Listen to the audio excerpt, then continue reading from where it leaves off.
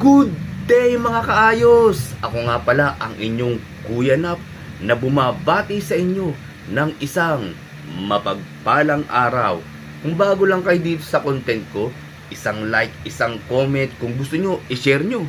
Walang problema sa akin yan. Basta mapag-usapan natin yung mga importanteng bagay na nangyayari mismo sa buhay nating lahat. Ito, basic tong pag-uusapan natin mga kaayos. Alam natin to.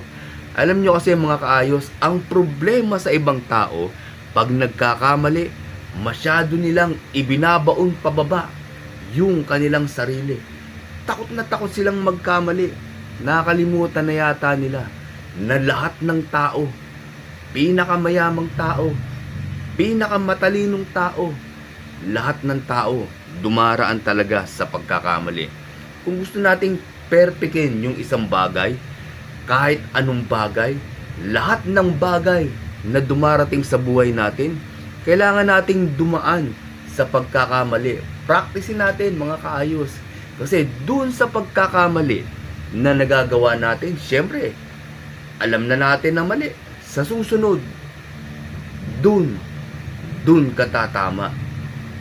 Hindi pwedeng pag ginawa mo, tama agad. Birang mangyari yung mga ganon.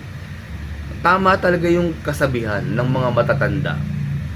Ito, alam na natin to mga kaayos. Basic na basic tong kasabihan na to. Kahit sino yata, alam to. Wala nyo? Practice makes perfect. Sana matuto tayo. Ayos and God bless. Maraming salamat po.